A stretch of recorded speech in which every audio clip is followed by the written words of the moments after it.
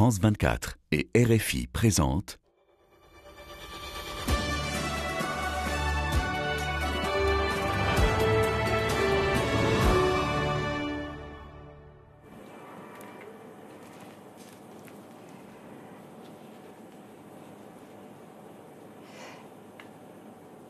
Bonjour à tous, bienvenue sur France 24 et RFI pour vivre en direct depuis Londres le Brexit, la sortie du Royaume-Uni de l'Union européenne qui sera effective maintenant dans un peu moins d'une heure. On a entendu Boris Johnson effectivement sur nos antennes, le Premier ministre britannique s'exprimer sur ce moment historique. Oui, tout à fait. C'est la première fois qu'un pays membre du club européen claque la porte. Nous avons donc installé nos studios au bord de la Tamise face à Westminster pour une grande émission spéciale, donc environ 2 heures ensemble et bien sûr avec tous nos envoyés spéciaux de France 24 et de RFI postés aux endroits stratégiques. Et avec nous en plateau, je le disais, les acteurs, les experts de ce feuilleton qui dure maintenant depuis 3 ans. On le disait, Andrew Bell, vous avez entendu votre Premier ministre et c'est vrai que vous faites partie du Brexit Party, un discours très optimiste en ce jour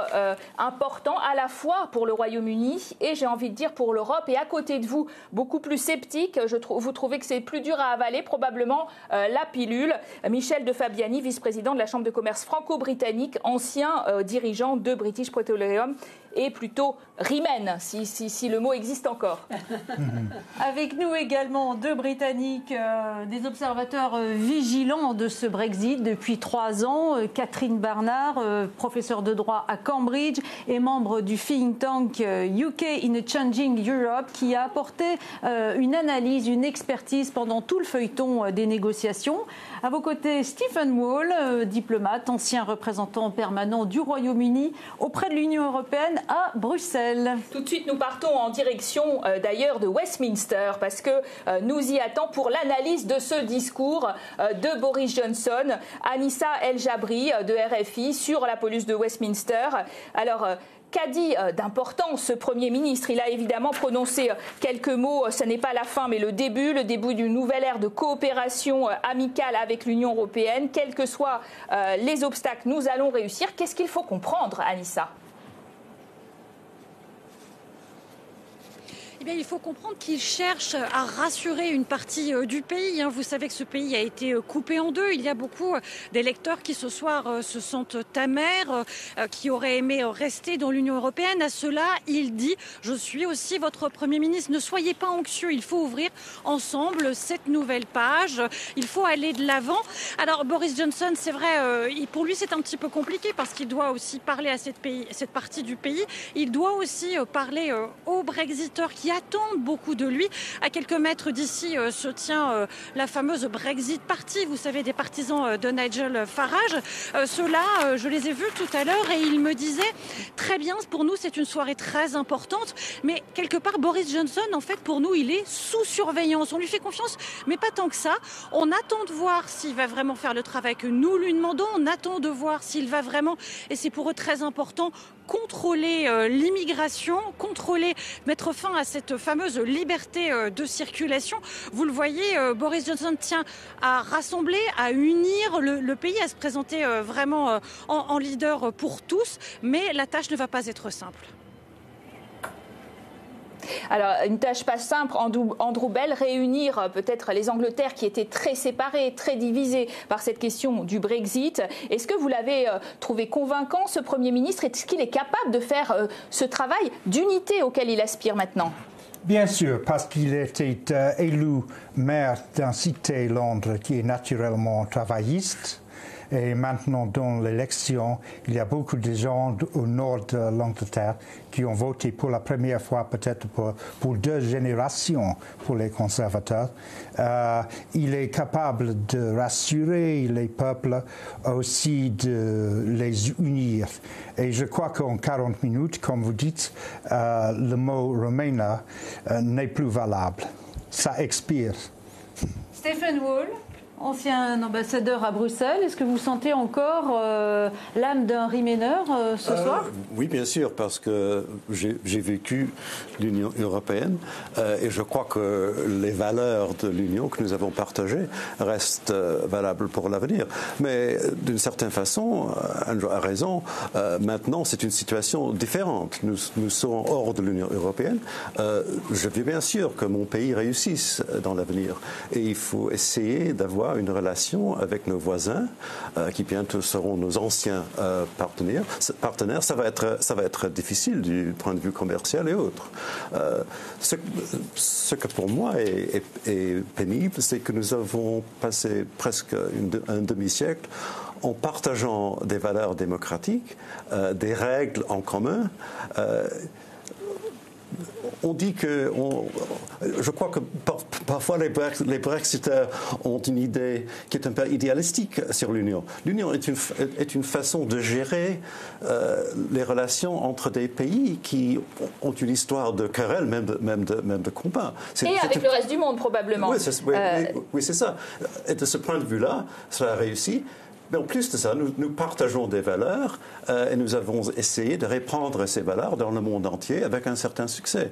Et maintenant, ça continuera à 27, mais l'Angleterre, la Grande-Bretagne ne fera plus partie de cette grande entreprise. Ça, pour moi, c'est une tristesse. Alors, monsieur Michel de Fabiani, à la Chambre de commerce franco-britannique, vous voyez plutôt un Brexit défavorable aux entreprises, en tout cas aux échanges.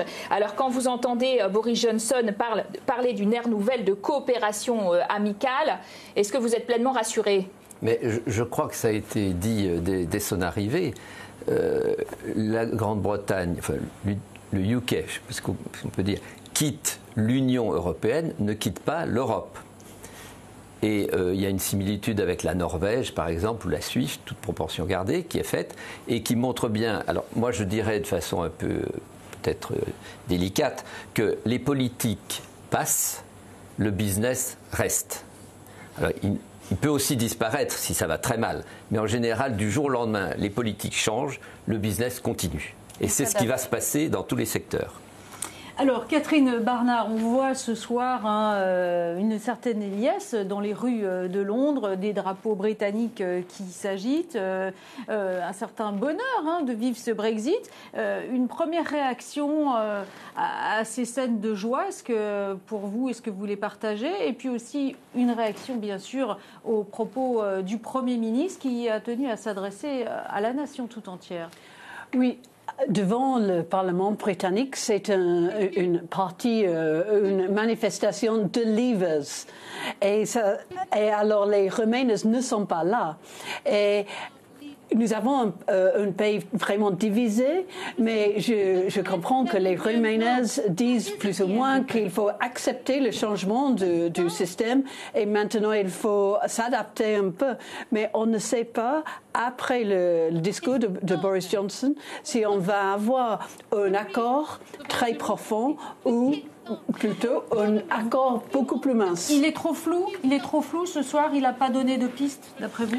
Parce que ce soir, on ne parle pas de l'avenir dans les détails, mais il va donner un discours cette semaine et il va s'expliquer un peu comment il voit participer, aller les négociations. Alors on entend derrière vous les propos des Brexiteurs dans la partie en quelque sorte des pro-Brexit. Nous allons y rejoindre Clovis Casali, notre envoyé spécial dans ce qui est la célébration de ce Brexit, effectivement, qui a attendu, Clovis, si vous êtes avec nous un certain temps, plus de 3 ans maintenant pour la mise en œuvre depuis le référendum du 23 juin 2016. Et aujourd'hui, il y a cette partie, effectivement, de l'Angleterre et à Londres même, la capitale, qui célèbre. Clovis, est-ce que vous êtes avec nous ? Absolument, et je peux vous dire que ce soir devant Westminster, c'est clairement la fête des vainqueurs. Et sur scène derrière moi, eh bien, il y a toutes les figures du mouvement Brexit qui ont pris la parole. Dans quelques minutes, eh bien, il y aura Nigel Farage qui est un peu le chef de file. Et les gens ici rêvent de voir Nigel Farage devenir même le Premier ministre britannique. Pour vous retracer quelques événements de la soirée, eh bien, il a été projeté un film sur l'écran géant derrière moi sur l'histoire de la du Royaume-Uni au sein de l'Union européenne, des décennies d'histoire. Je peux vous dire que les gens ont chaudement applaudi Margaret Thatcher, Nigel Farage, et ils ont hué Tony Blair et John Major. Et il y a eu la prise de parole de plusieurs personnalités, notamment de Tim Martin, qui est le patron d'une célèbre chaîne de pubs ici, Wetherspoons, un homme d'affaires qui a beaucoup de succès ici. Eh bien, il a tout simplement déclaré qu'un no deal ne serait pas une mauvaise chose pour le Royaume-Uni. Et la foule ici a applaudi cet homme d'affaires. Une ambiance très festive ici. Et les gens ne cessent d'entonner aussi des chants patriotiques comme Rule Britannia. C'est véritablement le soir des vainqueurs. Pour les gens ici, c'est un rêve qui se réalise avec ce Brexit qui va devenir réalité très bientôt avec la sortie officielle de l'Union européenne. Et oui, alors vous parlez déjà peut-être d'un no deal, une nouvelle échéance qui risque d'inquiéter les Britanniques bien sûr et aussi tous les Européens. En attendant, ce soir, c'est une sortie ordonnée qu'on est en train de célébrer à Londres. Une sortie pour être ordonnée qui a été longuement négociée. Les 27 et le Royaume-Uni ont dit s'y reprendre à plusieurs reprises. Un compromis finalement a été trouvé. On a envie de dire arraché par Boris Johnson. Quel est le contenu de cet accord? Les principaux points avec Mathilde Bénézé. Après 3 ans et demi de longues tractations, le gouvernement britannique et l'Union européenne sont parvenus à un texte commun pour sceller le Brexit. Le texte en question contient 115 pages, agrémenté d'une centaine de pages de notes explicatives et rédigé dans un langage opaque. Voici donc les 4 points principaux. Le Royaume-Uni doit passer par une période de transition avant de quitter définitivement l'Union européenne à la fin 2020. Cette date peut être reportée de 2 ans au maximum. Pendant cette période, l'UE traitera le Royaume-Uni comme s'il s'agissait d'un État membre. Le pays conservera tous ses droits d'accès au marché unique et continuera d'appliquer l'ensemble du droit européen, y compris les nouvelles règles adoptées par Bruxelles. En revanche, Londres ne siégera plus dans les institutions européennes et ne participera plus aux décisions de l'UE. Le texte indique aussi comment le Royaume-Uni réglera la facture du divorce à Bruxelles sur la base des engagements précédemment pris par Londres dans le budget de l'Union européenne, une enveloppe avoisinant les 40 milliards d'euros. Concernant les droits des citoyens, une autorité indépendante devra garantir ceux des 3,5 millions d'Européens qui vivent et travaillent au Royaume-Uni, mais aussi des 1 300 000 Britanniques vivant dans l'UE. Dernier et principal point de blocage des négociations, la gestion de la frontière irlandaise. L'Irlande du Nord fera partie d'une union douanière britannique, mais restera alignée sur certaines règles européennes. Un fromage produit dans la province britannique devra par exemple répondre en tout point aux normes sanitaires et d'étiquetage des produits européens. Concernant les produits en provenance de pays tiers comme les États-Unis, s'ils restent en Irlande du Nord, ce sont les droits de douane britanniques qui seront appliqués. En revanche, si ces marchandises sont destinées à entrer dans l'Union européenne, les autorités britanniques devront appliquer les droits de douane européens. Les contrôles seront alors faits en mer d'Irlande et dans les ports nord-irlandais. Il est 23h30 à Paris. Nous sommes en édition spéciale entre France 24 et Radio France Internationale en direct de Londres. Et vous venez de voir les principaux points de cet accord. Alors, nos invités sont là pour discuter de ce qui va véritablement être en œuvre et puis du futur de ces relations avec le Royaume-Uni. Oui, bien sûr. Alors, première question à vous, l'expert de ce genre d'accord. C'est un traité, Stephen Wall. Il a été très difficile d'accoucher de cet accord de sortie. Pourtant, il ne concerne qu'une toute petite partie de ce qu'il faut encore négocier. Et puis, il y a un point important que Mathilde soulignait, c'est que les Britanniques ne participent plus aux décisions, mais ils continuent à payer. Politiquement, ça va passer ? Bon, pour le moment, oui. Le destin est évident, mais comment y arriver, ça va être difficile. Catherine a raison. Si le gouvernement veut terminer les négociations fin d'année, et Boris Johnson a fait une promesse solennelle de faire cela, nous aurons un type d'accord plutôt Canada, n'est-ce pas? Ça veut dire que pour les biens, les manufactures, etc., peut-être il y aura un accord, mais pour les services et les services financiers surtout, ça c'est autre chose. Et c'est là que maintenant, vis-à-vis de nos partenaires, le Royaume-Uni a un grand avantage, n'est-ce pas? Le City of London, n'est-ce pas? C'est la capitale financière de l'Europe. Et sans un accord avec nos partenaires, ça va changer. Ce qui est certain, c'est que les derniers chiffres donnés par notre banque centrale, la Bank of England, d'aujourd'hui, montrent que nous allons subir de vrais problèmes en termes de notre niveau de vie, en comparaison de ce que nous aurions pu attendre. Donc, ça va être le problème des prochains mois. Après ça, il y a toutes les choses à décider. Quelles seront nos relations de défense et de sécurité? Il est dans notre intérêt d'avoir des relations étroites avec nos partenaires. Mais il faut pour cela de bonnes relations. Et ce que je crains, c'est que les prochains mois, il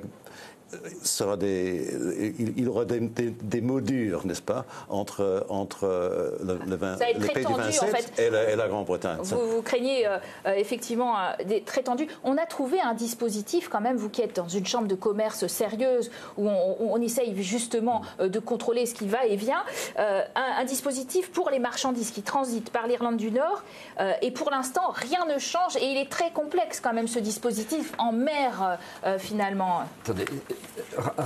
Ramenons les choses à la réalité. Il y a 10 points, je crois, dans la transition. Il y a l'Irlande et Gibraltar. Bon, pour moi, ce sont les 2 points les moins importants sur le plan de la façon dont les gens vont vivre, travailler, continuer à avoir des jobs, vendre, exporter, importer. On a même trouvé des arrangements un peu délicats, mais donc c'est pas ça l'essentiel. L'essentiel, c'est tout le reste. C'est les pêcheurs, c'est les services. C'est les normes, la fin. Alors, si on prend, c'est 0,1% du PIB britannique, et pourtant c'est très important. C'est très important pour justement le côté français et européen. Donc il y a des quiproquos qui ont eu lieu et qui sont très positifs. Moi, je crois ce qu'on voit ce soir là, ces drapeaux qui s'agitent, ça me fait penser à certains événements en France où on voit un parti ou une foule. Bon, mais c'est pas le UK ce qu'on voit ce soir. C'est une petite partie de gens qui agitent des drapeaux. Demain, c'est fini. Dont votre voisin, en l'occurrence. Mais non, il n'agite pas de drapeau. Nous avons une conversation très intéressante avant. Vous êtes avec ceux qui agitent les drapeaux. Mais aujourd'hui, est-ce qu'effectivement, on est dans une première phase de l'accord, on est dans une période de transition véritablement opaque, dont on ne sait pas si elle va accoucher, en effet, d'un meilleur accord. Est-ce qu'on vous a empêché d'aller agiter effectivement les drapeaux que l'on voit aujourd'hui, puisque vous êtes avec nous en plateau, mais est-ce qu'il y a de quoi se réjouir véritablement pour le destin futur, économique, philosophique même de l'Angleterre? Oui, la première chose à dire, c'est que le PIB ici, oui, c'est vrai que la Banque d'Angleterre a changé son estimation pour cette année, mais je crois que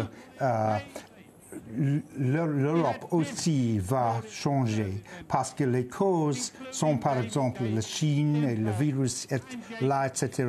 Ce n'est pas les effets Brexit parce que par exemple la mondialisation, vous dites avant l'effet Brexit, c'est ça, ou en fait la globalisation qui est inquiétante ou dans lequel vous allez vous insérer bien? Oui, tout va continuer assez bien. Par exemple, l'immobilier ici, les derniers mois, commence à monter assez bien. Et alors, les gens se sentent plus riches et peuvent investir. Dès le référendum, la croissance ici était égale ou plus qu'en Europe. Et je crois que ça va continuer. Je crois que les arguments pro ou contre le Brexit n'étaient jamais économiques, ce sont politiques. Alors, le Brexit, il paraît que c'est un mot qui va devenir tabou chez vous, qu'on ne va plus le prononcer à partir de ce jour. En tout cas, Boris Johnson, le Premier ministre, lui, il a surtout parlé de l'avenir du peuple britannique. Je vous propose tout de suite d'écouter un extrait de son intervention, de son adresse à la nation, très solennelle. C'était à 22h sur nos antennes. RFI France 24. Ce soir, nous quittons l'Union européenne. Pour de nombreuses personnes, c'est un moment extraordinaire, un moment qu'ils ne pensaient jamais voir. Et il y a beaucoup de personnes qui se sentent anxieux, qui sentent avoir perdu. Il y a un troisième groupe, peut-être le groupe le plus grand, qui a commencé à s'inquiéter sur le fait que cet affrontement politique n'aurait jamais de fin. Je comprends tous ces sentiments, toutes ces émotions. Mon travail, le travail du gouvernement est de rassembler ce pays et de nous faire avancer. Le plus important à dire aujourd'hui, ce soir, c'est que ce n'est pas une fin, c'est un commencement. Nous allons retrouver notre souveraineté pour mettre en œuvre les changements que le peuple a demandé, que ce soit en contrôlant l'immigration ou en créant des ports libres ou en libérant notre industrie de la pêche ou en faisant des accords de libre-échange ou tout simplement en faisant en sorte que nos lois profitent aux Britanniques. Alors, quand on entend ça, Catherine Barnard, en fait, on se rend compte à la fois que l'accord est un peu peut-être ambigu et en tout cas que le match n'est pas du tout terminé et en particulier pas pour le boxeur Boris Johnson. Ah, tout à fait. Alors, nous venons de terminer le divorce. C'est-à-dire, il y a deux accords. Le premier, c'est le divorce, le sujet de l'article 50. Et maintenant, on commence à explorer le deuxième étape, c'est-à-dire le deuxième accord, c'est-à-dire l'accord de l'avenir. Et on va voir. Et maintenant, on ne sait pas. On ne sait pas si cet accord sera assez épais ou très mince. Et le problème, et Boris Johnson ne parle pas maintenant, mais il faut qu'il s'adresse à ce problème. Est-ce qu'on va incorporer soit les biens, soit les services, soit la sécurité, soit l'énergie, soit le transport, un accord assez épais parce qu'il y a très peu de temps. On a 11 mois, en réalité 6-7 mois. Alors, le suspense est entier pour les futures relations entre le Royaume-Uni et l'Europe, mais aussi il y a un certain suspense au sein de ce royaume de moins en moins uni, avec des Écossais majoritairement hostiles à la rupture avec l'Union européenne. Nous partons retrouver notre envoyé spécial à Édimbourg, Karim Yayaoui, envoyé spécial de France 24. Bonsoir Karim. Alors, est-ce que vous pourriez nous dire s'il y a matière à fêter ce soir? Qu'est-ce qui se passe chez vous ? Alors du côté du Parlement écossais, on s'est rassemblés ce soir. De loin, on a l'impression que c'est une fête parce qu'on entend des cornemuses, on entend des chants, mais en réalité, c'est la tristesse qui domine, la colère aussi. La tristesse parce que, comme vous l'avez rappelé, une très grande partie des Écossais avaient refusé le Brexit. Et puis ce soir, ils ont le sentiment de s'être un petit peu fait flouer parce que lorsqu'il y avait eu un référendum il y a quelques années, ils avaient voté pour rester au sein du Royaume-Uni parce qu'ils avaient peur que s'ils quittaient le Royaume-Uni, ils allaient être dans l'obligation de quitter l'Europe.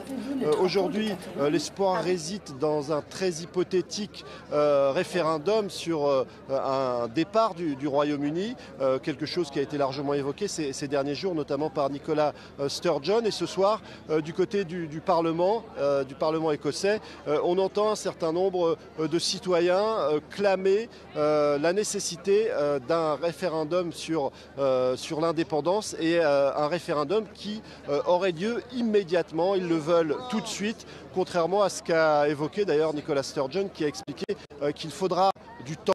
Il faudra peut-être 2 ans pour pouvoir organiser un référendum avec des bases légales et non pas simplement un référendum consultatif. En tout cas, il y a de la tristesse, il y a du désarroi, mais tout de même un tout petit peu d'espoir de voir un jour l'Écosse indépendante.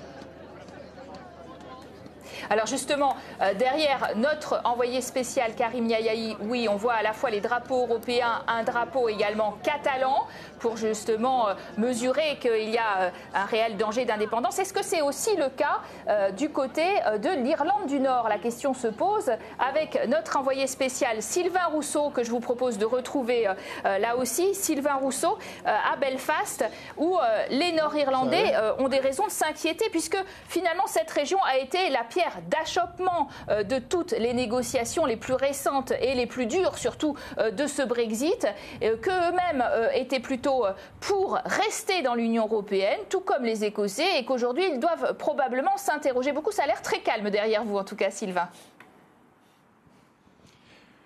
Oui, l'ambiance est extrêmement calme ici à Belfast. C'était une journée tout à fait normale. Il y a eu quelques rassemblements des anti-Brexit, mais plus sur la frontière avec la République irlandaise. Ici à Belfast, c'était, je vous le disais, une journée tout à fait normale. Mais en revanche, on sent que les gens sont malgré tout très inquiets de ce qui va se passer, de ce qu'il va advenir de l'Irlande du Nord, notamment d'un point de vue commercial, puisque l'Irlande du Nord se retrouve plus tout à fait en Europe et pas non plus complètement au Royaume-Uni, puisque la frontière est sur la mer d'Irlande et que eh bien, ce sont désormais les Nord-Irlandais qui vont devoir gérer à la fois les normes européennes mais aussi les normes du Royaume-Uni.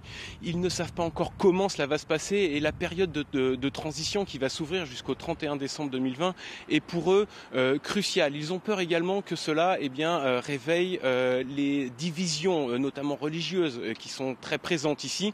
Les deux principaux partis du pays, le Sinn Féin catholique nationaliste et le DUP unioniste qui prône lui un rassemblement, une appartenance sans condition au Royaume-Uni, sont tous les deux déçus par cet accord. Les unionistes s'estiment même trahis par Boris Johnson, qui a pourtant promis de donner beaucoup d'argent à l'Irlande du Nord pour contrebalancer la perte des aides européennes. Bref, il faudra que l'Irlande du Nord, que ces deux partis opposés arrivent à parler d'une seule voix lors de cette période de transition, sachant que depuis 1998, il n'y a pas l'ombre d'un projet politique commun entre les deux. Et effectivement, l'Irlande du Nord a peur d'être le laissé-pour-compte du Brexit. Alors, on le voit, de la tristesse en Écosse, on voit la zizanie en Irlande du Nord. Finalement, ce Brexit, mais il sème la division dans votre pays. Andrew Bell, vous qui êtes partisan du Brexit, vous avez conscience des risques? Et moi qui suis aussi écossais. Mais il y a beaucoup des Écossais ici à Londres et dans l'Angleterre. Probablement, la plupart des premiers ministres dès 1900 sont d'origine écossaise. Et il n'y a que quelques millions Écossais. Alors, parlons d'aujourd'hui, oui. 21e siècle. Aujourd'hui, oui. Bien sûr, il y a des gens en Écosse qui sont opposés à Brexit, mais il y a plus que 40% qui étaient pro-Brexit. Et maintenant, il y a probablement plus qui acceptent Brexit, parce que quand il y avait un référendum sur la séparation de l'Écosse du Royaume-Uni, il y avait une majorité de 55%, je crois. Et alors probablement la plupart d'eux sont maintenant ont accepté. Mais le parti qui est en gouvernement en Écosse, bien sûr, c'est très opposé à le Royaume-Uni, ça veut l'indépendance et utilise le Brexit pour un outil pour développer des différences entre eux et le gouvernement de Boris Johnson. Il faut être réaliste sur l'Écosse. D'abord, il y avait un référendum, la majorité a voté contre l'indépendance. Deuxièmement, les subventions de l'Angleterre à l'Écosse sont beaucoup plus importantes pour l'avenir que les ressources pétrolières. Imaginons une frontière entre l'Angleterre et l'Écosse. 80% des exportations de l'Écosse vont en Angleterre. C'est pas réaliste. Je ne suis pas partisan de Boris Johnson. Mais il a bien raison de dire non à un référendum. Alors ça, vous voyez, le débat est ouvert aussi sur le front de ce royaume quelque peu désuni. On l'entend même sur ce plateau.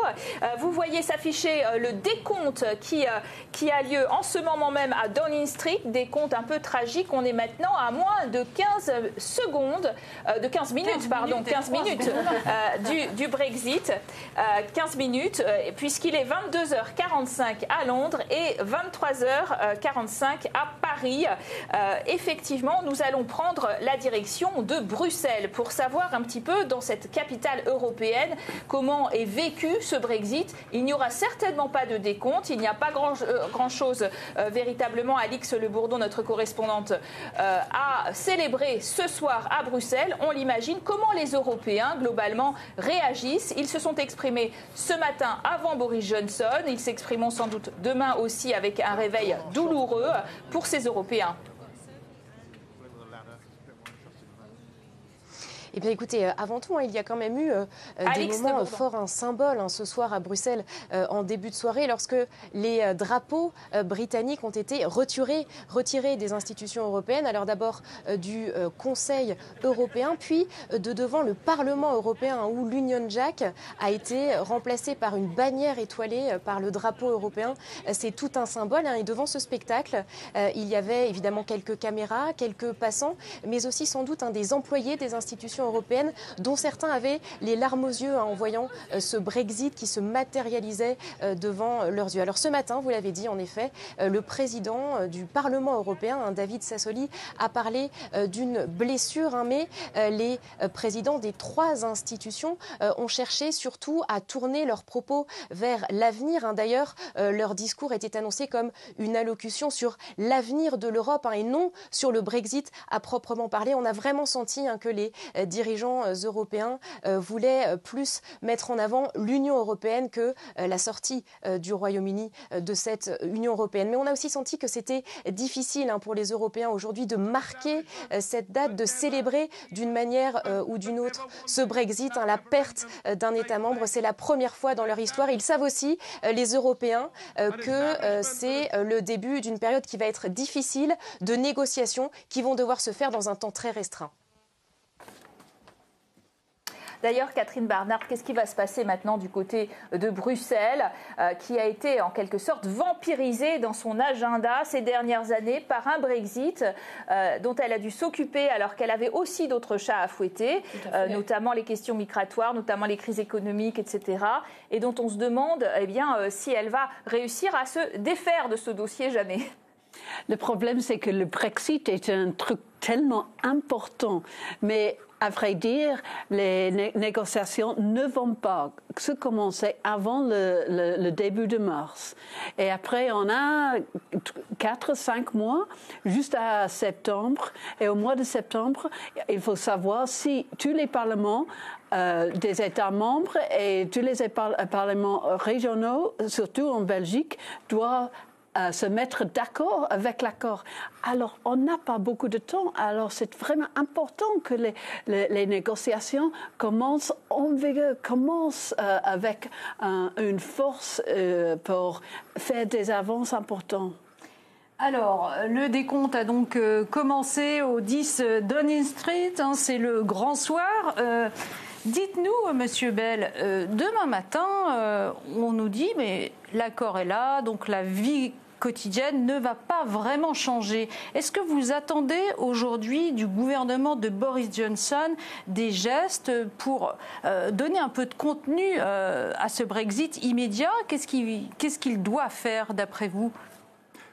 À mon avis, quand Boris Johnson fait la promesse que nous allons partir absolument avec ou sans un agrément sur le deuxième étage au fin de cette année, je crois qu'il est sérieux. Et souvent, dans le passé, il a fait des promesses qui n'étaient pas si sérieuses parce que ce n'était pas dans sa contrôle. Mais cette fois, c'est dans son contrôle absolu. Et il est préparé pour laisser sans agrément avec eux. Alors, votre voisin veut réagir, Monsieur Fabiani. Moi, je n'ai pas compris qu'il recherchait qu'il n'y ait pas d'agrément. J'ai compris au contraire qu'il cherche absolument à ce qu'il y ait un accord le plus large possible, le plus efficace possible, bien entendu pour les deux parties. Pour l'automobile, puisqu'il est à Sunderland aujourd'hui, ce chef de l'industrie automobile et du Brexit. Mais bien sûr, mais prenons le cas de la France et du UK. Vous avez l'aéronautique, la pharmacie, l'automobile, les transports, la pêche, les infrastructures, le nucléaire, et j'en passe sûrement. Et dans tous ces domaines, il y a des investissements, des alliances, des business qui fonctionnent et qui vont continuer à fonctionner. Parce qu'un no deal, c'est pas ce qui est recherché et c'est pas ce qui est dit. Le no deal, il est peut-être recherché par quelques personnes qu'on a vu s'agiter, mais c'est pas la majorité des Britanniques, le no deal, et c'est pas ce que Boris Johnson a dit. Et en même temps, Boris Johnson, il a été très ambigu sur ce dossier du Brexit, parce qu'à la fois, il a promis plus d'argent pour la santé, c'est-à-dire de subventionner des secteurs davantage. Il a promis aussi une protection contre la globalisation à ses partisans du Brexit qui faisaient partie des classes inférieures et qui étaient très inquiets pour leur avenir. Et c'est exactement le contraire que préconisait la Grande-Bretagne sur la scène finalement européenne. Au contraire, ils ont essayé d'avoir un libre marché et c'était l'important pour cette Grande-Bretagne. Alors on est dans cette ambiguïté tout le temps. Bon, un libre marché certainement, et avant Margaret Thatcher. Presque rien n'avait été fait sur la question du marché unique. Ça a été un intérêt très important pour la Grande-Bretagne, mais ce n'était pas sans aussi une conscience sociale, n'est-ce pas, envers les moins doués dans la société.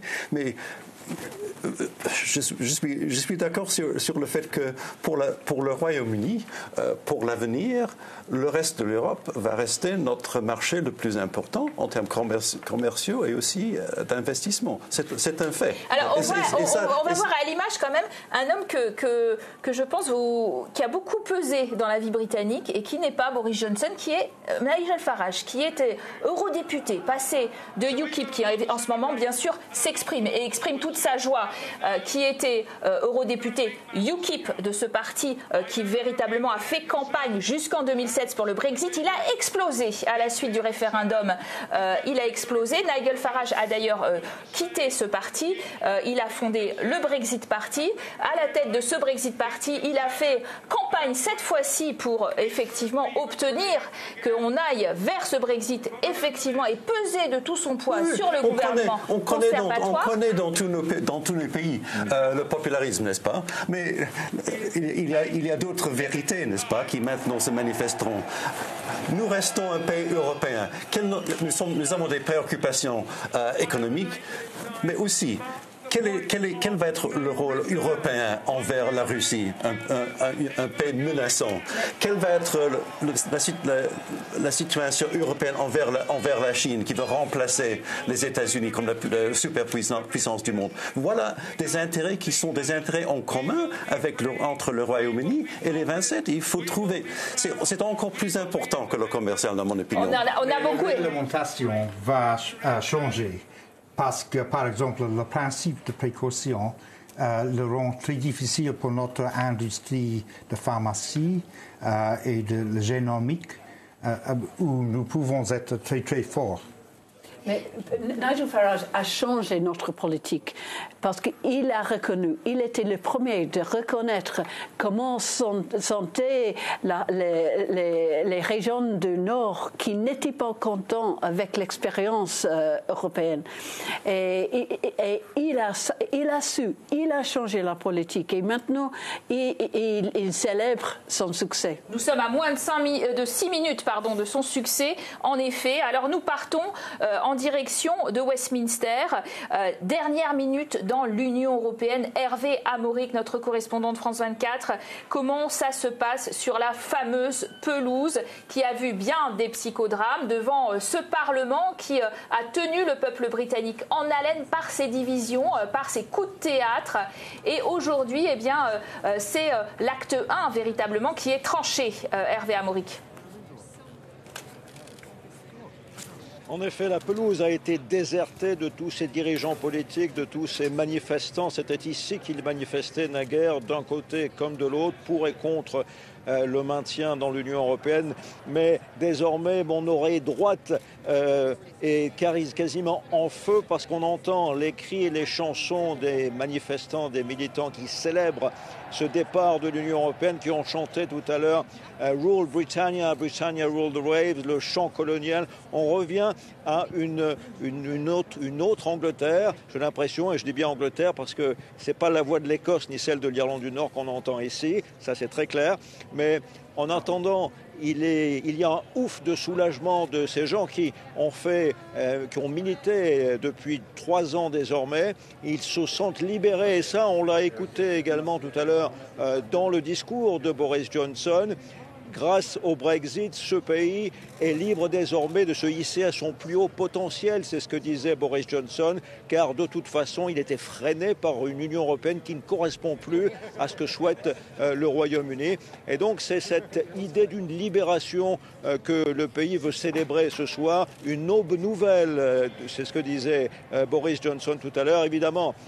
Boris Johnson a rempli cette première mission puisqu'il a été élu avec une majorité parlementaire ici derrière moi au mois de décembre avec la mission seule de mettre en œuvre le Brexit.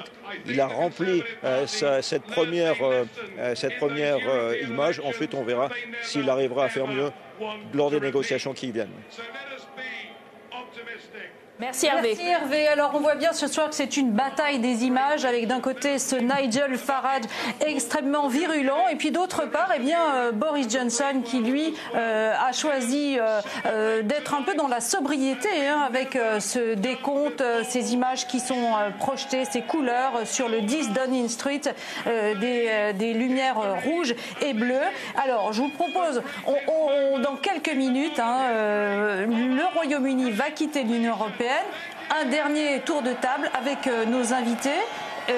Catherine Bernard, ces dernières minutes. Oui, alors c'est un moment étonnant. C'est un moment pour Nigel Farage, un moment de grand succès. Mais le problème, c'est que ça, c'est la fin du début. C'est pas la fin. Et on parle de getting Brexit done. Alors, mais maintenant, nous avons un grand sentier important. Alors, si vous deviez dire en 3 mots votre sentiment à quelques secondes de ce Brexit, votre sentiment de Britannique. Bon, bien entendu, pour moi, c'est une tristesse. Mais nous restons un pays européen. Notre voisin le plus proche restera la France. Il faudra des relations étroites entre notre pays et les autres pays de l'Union européenne. Alors, le Français, sur notre plateau, dira pareil, j'imagine. Mais avec quel sentiment, d'ailleurs, côté... Je dirais sur un plan européen, britannique, français, international, parce que quand on a une société, un groupe, on ne produit pas seulement en Europe, pas seulement au UK, on va en Chine, parfois ensemble. Dans le nucléaire, il y a France, UK, Chine. Dans l'automobile, ça existe aussi. Il y a Japon, il y a Inde. Donc il faut voir ça d'une façon plus globale et plus réelle. Et la politique, c'est un nuage qui parfois il pleut, et parfois, il fait beau. Aujourd'hui, il pleut. Alors Matthew Bell, Pardon, Andrew Bell, je vous en prie. Oui. Autonomie, autogestion, indépendance, liberté, nous sommes mondiaux. Mais bien sûr, la France est toujours notre ami le plus proche et le plus semblable à nous. Alors, puisque vous faites référence à la France, on va peut-être rappeler les mots du président Macron qui s'est exprimé tout à l'heure.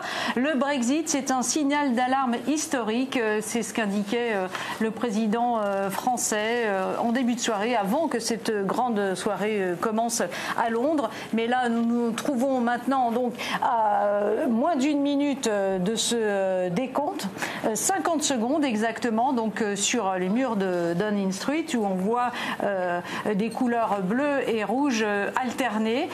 C'est dans la cour fermée. Il faut bien préciser que le public n'a pas accès à cet endroit. Donc c'est uniquement des images qui sont projetées par les télévisions. Des célébrations qui ont été un petit peu minimales. On n'a pas pu faire résonner Big Ben puisqu'elle était grippée. En l'occurrence, il aurait fallu de très gros travaux pour pouvoir sonner les cloches de Big Ben. Et puis, on est maintenant, vous le voyez, à quelques secondes de 10, 9, 8, 5, 6, 5, 4, 3, 2, 1, 0.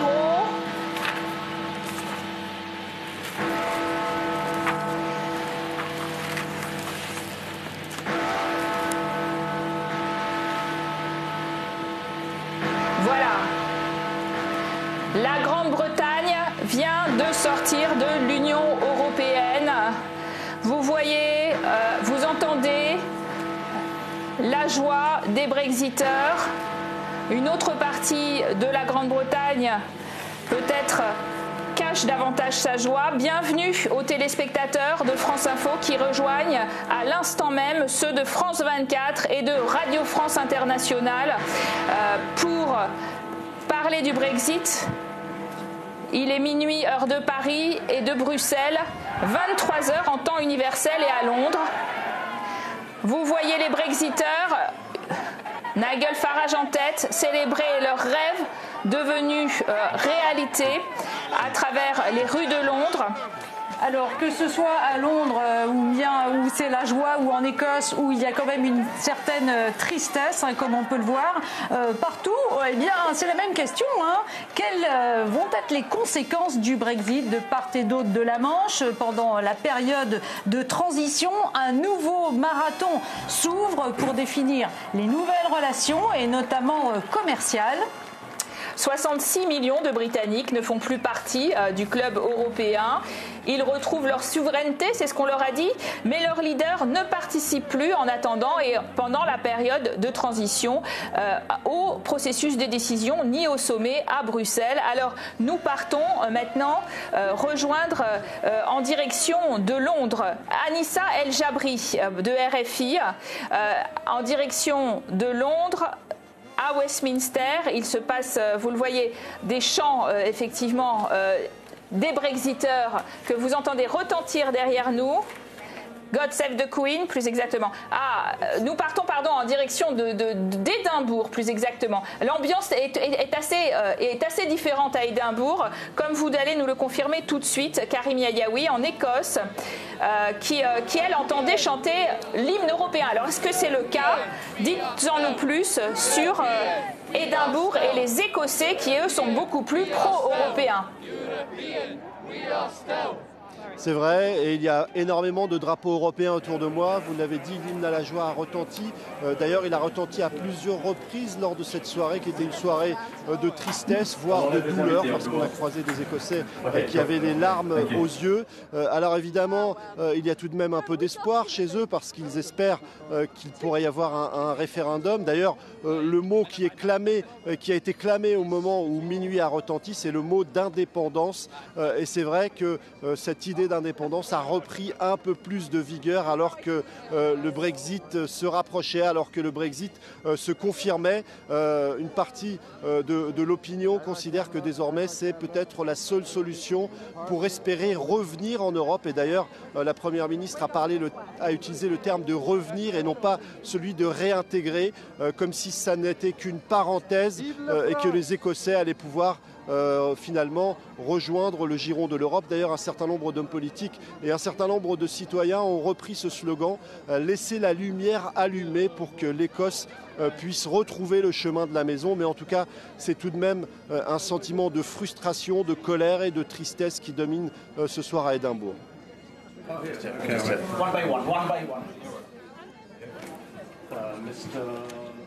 Alors, je vous propose, pour en savoir plus finalement sur cette soirée et surtout sur l'événement marquant de cette soirée, c'est l'adresse du Premier ministre à 1 heure pile du Brexit.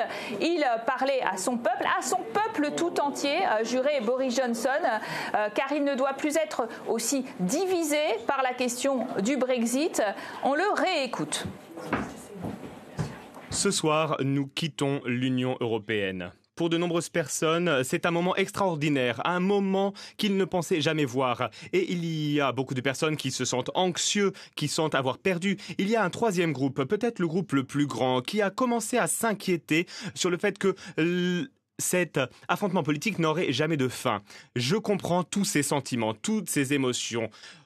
Mon travail, le travail du gouvernement est de rassembler ce pays et de nous faire avancer. Le plus important à dire aujourd'hui, ce soir, c'est que ce n'est pas une fin, c'est un commencement. Nous allons retrouver notre souveraineté pour mettre en œuvre les changements que le peuple a demandé, que ce soit en contrôlant l'immigration ou en créant des ports libres ou en libérant notre industrie de la pêche ou en faisant des accords de libre-échange ou tout simplement en faisant en sorte que nos lois profitent aux Britanniques.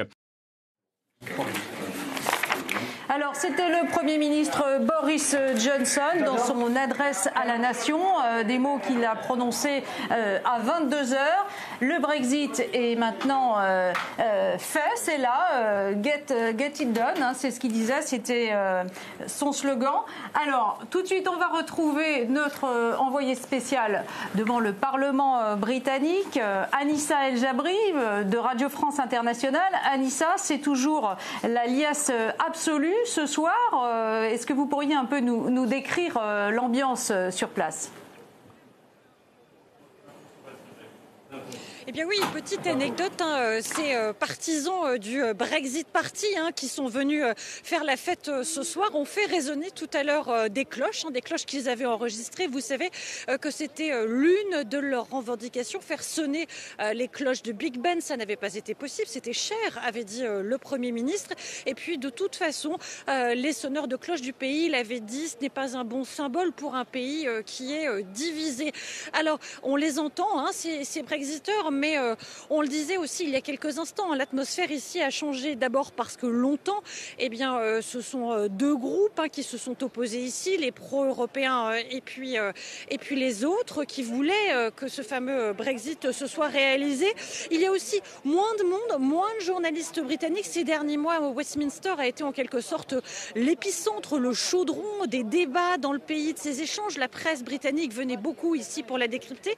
Il y a beaucoup moins de journalistes britanniques ici ce soir. C'est vrai que ce sujet a fait la une des journaux aujourd'hui. C'est un jour historique. Nous en parlons régulièrement, mais les jours précédents, c'était un sujet qu'on trouvait difficilement dans la presse. Il y a une fatigue du Brexit. On sent ici que tout le monde a un petit peu envie, au-delà de ceux qui sont très joyeux, de mettre un petit peu les choses sur pause.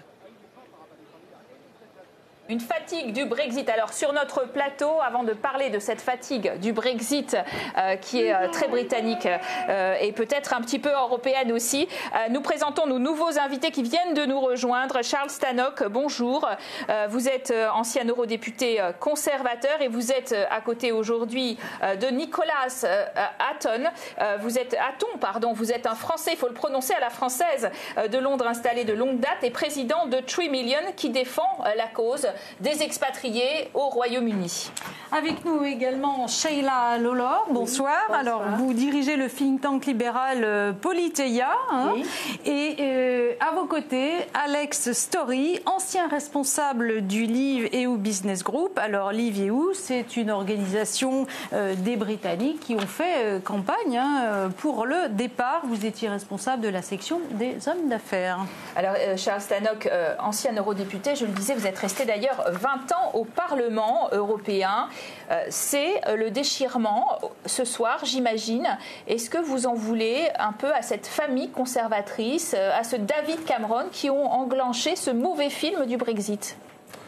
Écoutez, pour moi, ce soir, je suis en deuil. J'ai la cravate noire parce que moi, le Brexit est une erreur historique, c'est une tragédie.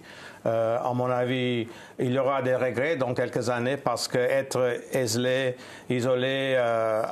et pas proche du marché le plus important, le bloc le plus grand du monde entier, le marché unique des 27, on va souffrir économiquement, politiquement.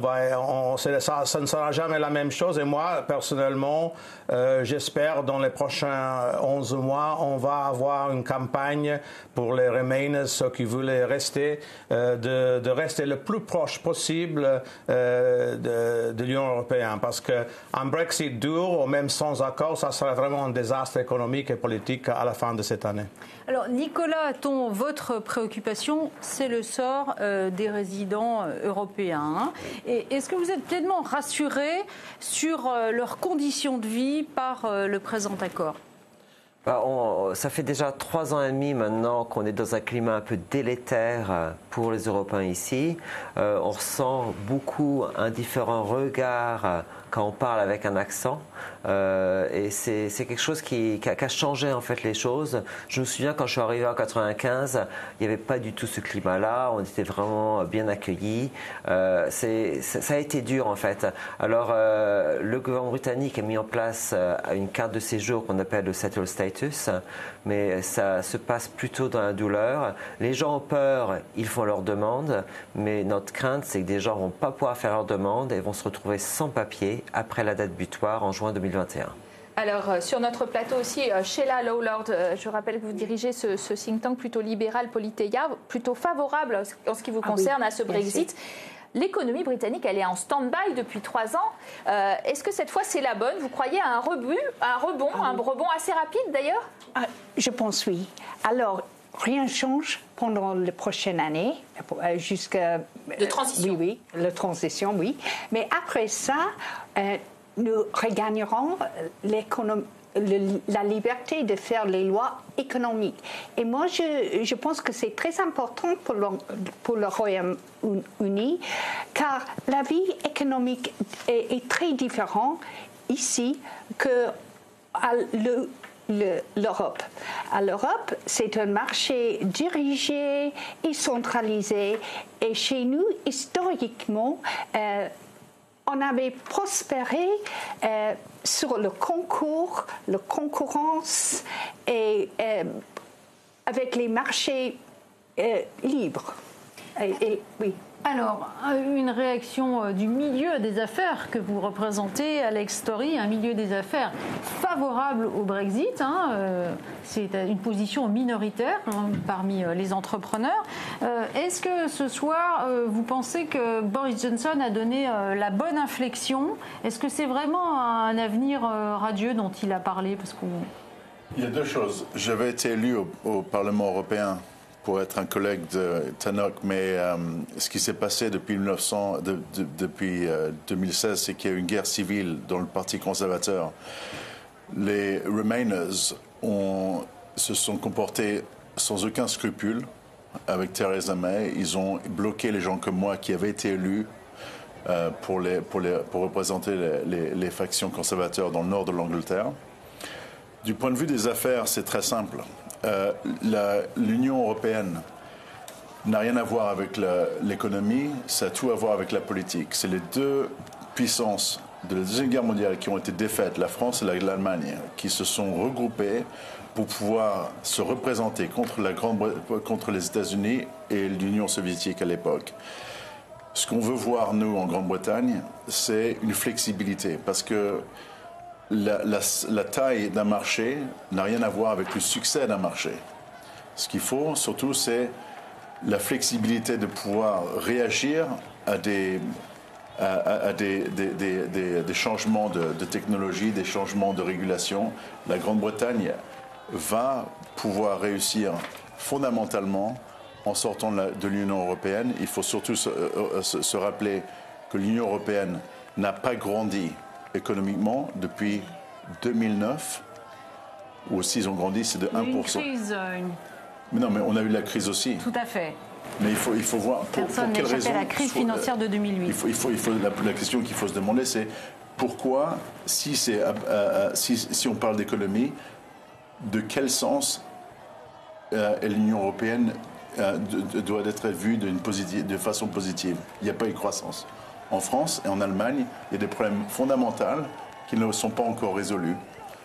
Alors avant de se projeter trop en avant, on retourne un petit peu en arrière. 1317 jours que la Grande-Bretagne et l'Union européenne ont compté pour se mettre d'accord et pour que le Brexit soit enfin prononcé. Plus de 3 ans et demi de rebondissements qui ont secoué la vie politique britannique. Nous retournons tout de suite sur cette saga du Brexit avec Johan Baudin. 23 juin 2016. Le Leave, synonyme d'une sortie de l'Union européenne, l'emporte d'une courte majorité avec 51,9% des voix. Le Premier ministre David Cameron, qui avait fait campagne pour le maintien dans l'Union, démissionne.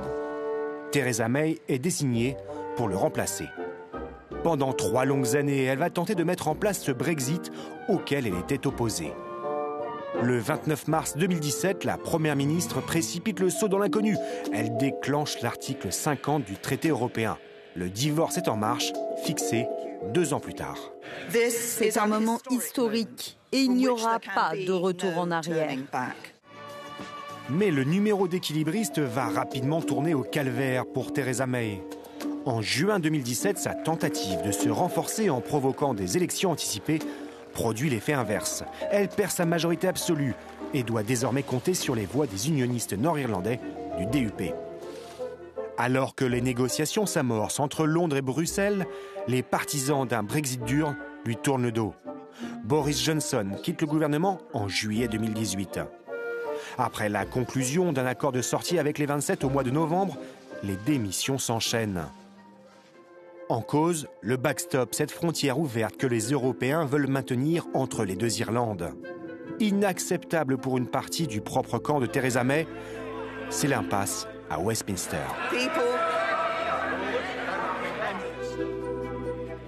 Entre janvier et mars 2018, les députés votent 3 fois contre l'accord de sortie. Un camouflet historique pour la chef du gouvernement. À quelques jours d'une sortie sans accord, le Royaume-Uni se résout à demander un report du Brexit que l'Union européenne accepte. La sortie est désormais fixée au 31 octobre. Mais pour Theresa May, il est déjà trop tard. Elle a lié son destin au résultat des élections européennes du 23 mai. Le scrutin consacre la victoire du parti du Brexit et du chantre de la sortie de l'UE, Nigel Farage. Désigné par le Parti conservateur, Boris Johnson revient par la grande porte au 10 Downing Street pour remplacer Theresa May. À son tour, il essuie des revers répétés. Motion de défiance, refus d'élection anticipée par les députés, annulation par la justice de la suspension du Parlement. Un nouvel accord de divorce est finalement trouvé entre Britanniques et Européens, mais les députés britanniques contraignent Boris Johnson à demander un nouveau report du Brexit. Il est fixé au 31 janvier 2020. Pour sortir de l'impasse politique, Boris Johnson abat la carte d'élection législative qu'il remporte haut la main. Le Parti conservateur a la majorité absolue au Parlement et le texte est enfin ratifié. Un accord de retrait également approuvé par le Parlement européen quelques jours plus tard. Royaume-Uni et UE rentrent désormais dans une période de transition pour définir leurs futures relations. Prévue jusqu'au 31 décembre 2020, cette période pourrait être étendue de 1 à 2 ans. Messieurs, on passe en français parce que il y a effectivement sur ce plateau de Londres un petit peu quand même d'anglais qui se fait entendre et ils sont pas toujours d'accord. Vous avez compris que nous avons un camp du Brexit et un camp anti-Brexit qui est encore très remonté ce soir. Alors d'ailleurs Charles Stanhope, pour ceux qui sont à la fois conservateurs et un petit peu déçus de cette politique juste-boutiste sur le Brexit, on a vu le film du Brexit. Aujourd'hui, on entre dans la suite du feuilleton. Ça va être encore un mauvais film ?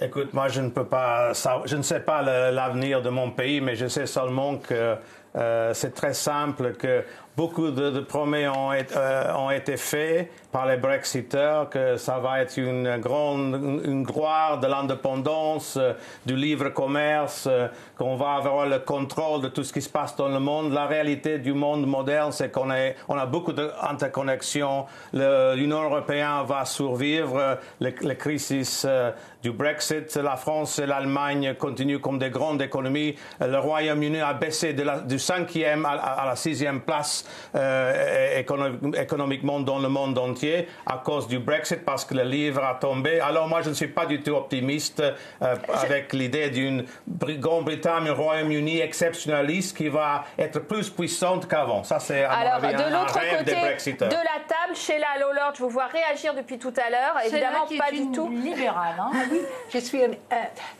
alors, la différence entre Charles et moi, c'est qu'il préfère le modèle de l'Europe qui protège, qui est contre le concours, qui est centralisé.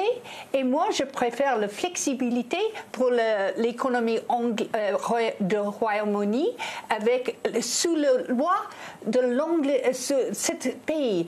Car notre loi, sous notre loi, tout est permis, sauf ce qui est interdit. Mais en Europe, il faut avoir les permis des lois de faire quelque chose. Alors, c'est une différence en mentalité. C'est centralisé, c'est contrôlé, et ce n'est pas libre, et il n'y a pas de concurrence. Si vous verrez les modèles préférés en Europe, comme le Airbus ou Alstom, Siemens, ce sont les grandes compagnies.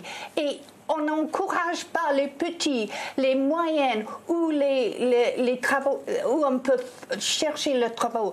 Alors, ce n'est pas un bon modèle pour le futur. Alors, on va quand même voir que c'est votre modèle du futur. Il crée des tensions, alors peut-être sur les classes les plus pauvres. C'était un petit peu le discours de Jeremy Corbyn, qui est votre ennemi politique, effectivement, qui était de dire oui, mais l'Europe, d'un certain point de vue, protégeait un certain socle social, et qu'aujourd'hui, eh bien, on va faire du dumping peut-être, de la liberté dans ce sens-là. Non, elle veut le modèle américain. Elle veut se joindre à M. Trump avec un modèle américain. Et ça sera le choix pour le Royaume-Uni. Il faut aligner avec les États-Unis ou avec l'Europe. C'est pas possible d'avoir une politique totalement indépendante dans les affaires économiques et de la politique étrangère. Impossible. Il faut s'aligner avec un modèle. Sheila Lolord, est-ce que vous pourriez nous donner votre position? Il y a un certain nombre d'électeurs travaillistes dans le Nord qui ont voté pour Boris Johnson, qui ont dit allez, on va le faire, ce Brexit. Est-ce que vous pensez qu'ils se reconnaissent dans ce monde avec plus de flexibilité que vous prônez? Est-ce que vous pensez que c'est ce qu'ils attendent? Est-ce qu'ils n'ont pas aussi envie de protection? Boris Johnson a promis, et c'est vrai, cet pays avait été très de bonheur avec les lois pour les travailleurs au 19e siècle. Nous avons été le premier pour beaucoup de lois pour les travailleurs, pour les gens qui travaillent avec les mains dans les usines. C'était une révolution qui avait commencé en Angleterre, et nos lois sont classe mondiale. Alors, ce n'est pas une exagération à dire que la Grande-Britannique est toujours d'abord en les lois. Et pour l'instant, nous avons dit, Boris Johnson a dit que notre niveau seront de classe mondiale, mais nos lois, les routes peut-être divergent, mais les niveaux seront de classe mondiale. Et il y a beaucoup de routes tout seul pour l'excellence. Alors, la question qui va se poser, c'est à quel point, finalement, vous allez avoir il va y avoir des problèmes économiques, mais aussi des problèmes politiques véritablement internes au Royaume-Uni. Pour les mesurer ensemble, je vous propose d'aller en direction de Belfast, qui est était au cœur de l'accord de divorce, cette situation de l'Irlande du Nord qui a focalisé l'attention des négociateurs véritablement pour préserver la libre circulation, pour éviter la restauration d'une frontière en dur entre la République d'Irlande, qui est dans l'Union européenne, et la région donc Irlande du Nord. Pour sortir de l'impasse, on a trouvé un statut très particulier. On retrouve Sylvain Rousseau pour nous expliquer un petit peu comment ces Nord-Irlandais, Sylvain, appréhendent leur avenir désormais. Eh bien, ils sont très inquiets, les Nord-Irlandais, pour leur avenir. Il faut dire qu'ici, comme en Écosse, on n'avait pas envie de quitter l'Union européenne puisqu'on avait voté pour rester à hauteur de environ 56%. Alors, qu'est-ce qui va se passer ? Eh bien, pourquoi surtout les Nord-Irlandais sont inquiets ? Eh bien, tout simplement parce que la frontière désormais entre l'Union européenne et le Royaume-Uni se situe en mer d'Irlande. Elle sépare en fait l'Irlande du Nord de la Grande-Bretagne et l'Irlande du Nord va donc encore être soumise à certaines réglementations européennes. En fait, ce qui va se passer concrètement, c'est que toutes les marchandises qui vont arriver dans l'Union européenne via l'Irlande du Nord vont devoir être contrôlées. Elles vont devoir être soumises aux droits de douane européens. Et que ces contrôles se feront donc à l'entrée en Irlande du Nord et non pas à la sortie, comme vous l'avez dit, ce que l'on a craint pendant un temps. Alors, effectivement, on a peur ici que cette double couche administrative, en quelque sorte, soit un piège pour l'économie locale, qu'elle plombe un peu l'économie locale, alors que l'Irlande du Nord est la région la plus pauvre du Royaume-Uni. Et ensuite, du côté des unionistes, du côté des protestants qui réclament, eux, qui voudraient en tout cas être sans condition membres du Royaume-Uni, on n'est pas non plus ravis que l'Irlande du Nord soit à ce point-là isolée. Ils estiment avoir été trahis par Boris Johnson. Et bien pourtant, maintenant, ici, en Irlande du Nord, catholiques et protestants vont devoir s'unir, vont devoir monter un projet politique commun de façon à ce que l'Irlande du Nord puisse peser pendant la période de transition, puisse faire entendre sa voix d'ici le 31 décembre 2020 pour qu'un statut soit enfin trouvé. S'il n'y parvenait pas, à coup sûr, la problématique de la frontière reviendrait sur la table dans les mois, les années qui viennent. Alors, merci Sylvain Rousseau pour toutes ces explications en direct de Belfast. Et je me tourne vers l'Irlandais de ce plateau, Charles Tannock. Vous avez récemment demandé un passeport irlandais. Pas récemment, il y a 2 ans. Oui, c'est quand même, il n'y a pas très longtemps, c'était après le référendum. Oui, bien sûr. Parce que votre grand-mère est irlandaise, oui, elle est née à Dublin, c'est vrai, oui. D'accord. Je suis très heureux d'être irlandais et de rester citoyen européen. Maintenant, je suis toujours un citoyen européen. Et c'est un grand cadeau que ma grand-mère m'a laissé. Et alors, qu'est-ce que vous pensez de la situation des Nord-Irlandais ? Je suis très heureux que monsieur Johnson a accepté l'accord qui avait été offert plus ou moins à Madame May. Elle l'avait refusé parce que le DUP, dans ce moment-là, il ne voulait pas une frontière dans la mer irlandaise entre la Grande-Bretagne et l'île de l'Irlande. Alors maintenant, la frontière restera ouverte. Il n'y aura pas de problème. Autrement, cela aurait été très, très dangereux, en fait, d'avoir la frontière bloquée dans l'île de l'Irlande. Alors, le deal qu'a fait M. Johnson, c'est très bon pour l'Irlande du Nord. Elle va rester avec beaucoup de prospérité, mais il y a aussi le risque que dans quelques années, il y aura une réunification de toute l'Irlande. C'est un risque ou c'est une chance ? Est-ce que c'est un risque ? Là, on repose la question effectivement à Alex Story, puisque à la fois du point de vue du business, secteur que vous défendez, on peut se demander si cette usine à gaz nord-irlandaise avec des contrôles en mer du Nord, etc., peut fonctionner. Et puis surtout, effectivement, si politiquement c'est tenable véritablement à long terme, ou est-ce que ça va plutôt infléchir les Nord-Irlandais vers l'idée de peut-être une réunification que vraiment les conservateurs ne souhaitent pas ? Non. Bon, alors, il y a 2 choses. La première chose pour aller vers M. Tannock, c'est que sa grand-mère était irlandaise du sud de l'Irlande et le président ou le premier ministre d'Irlande de Valera était du côté de Hitler à l'époque. Ça me fait plaisir. Ça, c'est ridicule. Ça me fait plaisir que vous rejoigniez les traîtres. Ça, c'est ridicule. Mais c'est là où ça, c'est absurde. C'est pas absurde. C'est honteuse de dire une chose pareille. Non, si vous voulez, on va s'en tenir. C'est la première chose. Tu as dit toi-même que tu étais d'accord, tu étais heureux d'être quelque chose que tu n'es pas, c'est-à-dire tu es un citoyen, un sujet de la Grande-Bretagne, et tu as dit que tu voulais être d'un pays différent. Il faut se rappeler de l'histoire de l'Irlande. L'Irlande, c'est une histoire complète. Vous êtes tous des frères d'une histoire. Monsieur Johnson a le passeport américain aussi. Qu'est-ce que ça veut dire? Mais vous avez envie de refaire le match. Non, mais la deuxième chose, d'avoir une nationalité irlandaise ou britannique. C'est parce que Charles parle comme ça de l'histoire sans y connaître.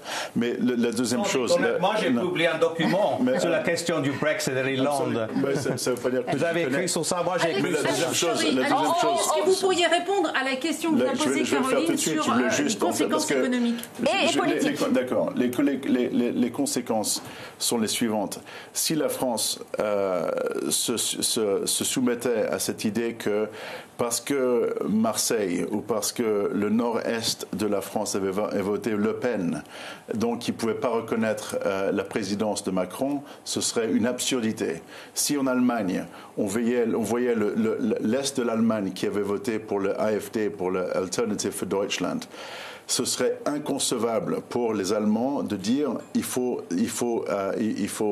séparer l'Allemagne de l'Est avec l'Allemagne de l'Ouest. Mais c'est un fait qu'ils se le disent de plus en plus maintenant. La Grande-Bretagne est un pays unifié. C'est un pays. La Grande-Bretagne, c'est l'Écosse, l'Angleterre, le Pays de Galles et l'Irlande du Nord. C'est-à-dire que les gens dans notre pays voient la totalité des choses. Je ne comprends pas pourquoi les gens disent l'Écosse a voté différemment, l'Irlande du Nord a voté différemment. Londres a voté différemment. Ouais, mais exactement. Ça veut pas dire que les gens de Londres vont suivre des lois différentes. Il y a un Parlement et ce Parlement représente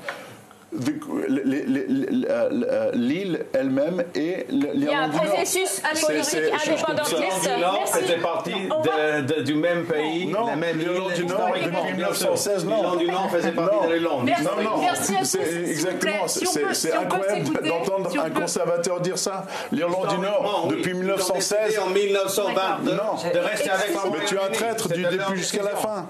Ils ont décidé aussi de changer ça. Non, rien à ça. Le traité de Belfast le donne le droit de changer d'avis s'ils veulent. Charles Tannock, Alex Story. Merci. Il est minuit 30, 23h30 ici à Londres et nous sommes toujours en direct depuis Londres sur RFI, sur France 24. Vous voyez, le débat est toujours animé. Et c'est pourtant entre deux conservateurs. Ils ont sans doute beaucoup pensé à cette carrière de Boris Johnson qui a été un élément déterminant du Brexit que nous vivons aujourd'hui.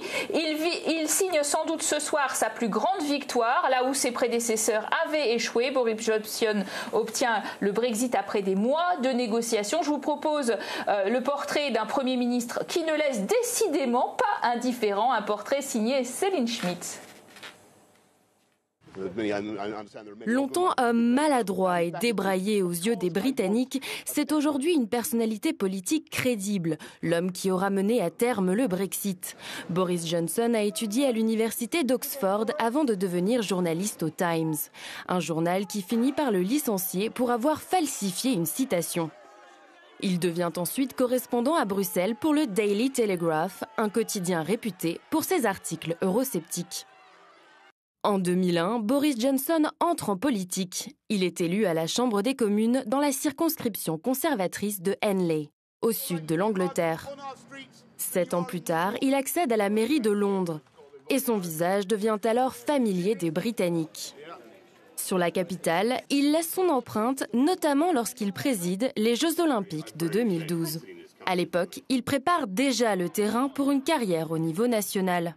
Mais c'est en 2016 que son nom fait le tour du monde lorsqu'il décide de faire campagne pour le Brexit.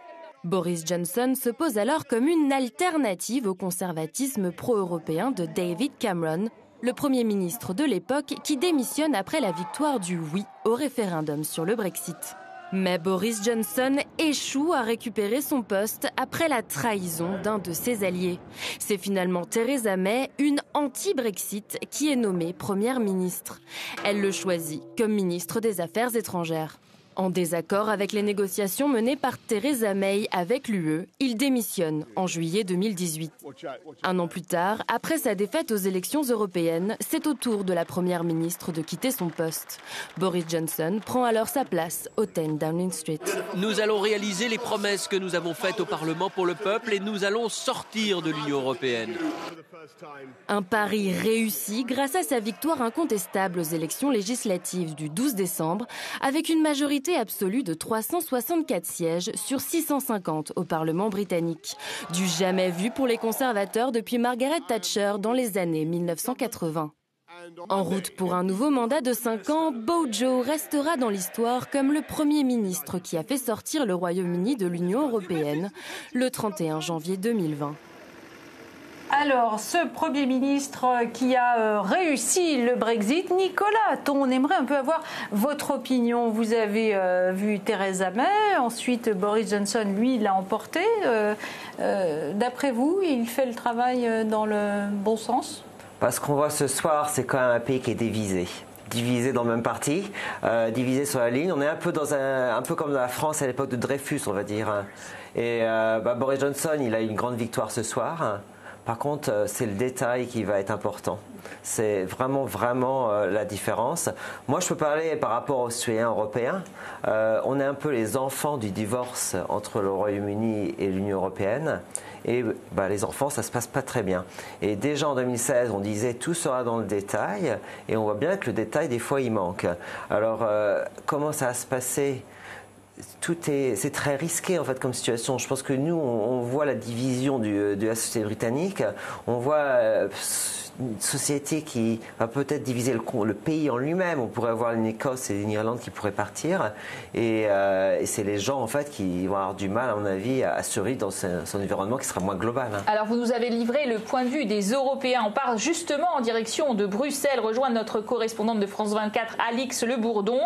La commission A27 a reconfirmé Michel Barnier qui, dès la semaine prochaine, reprend son bâton de pèlerin pour des négociations phase 2. Donc, négociateur au moins jusqu'à fin 2020, puisque Boris Johnson ne veut pas déborder de cet horizon pour ce qui est des négociations commerciales.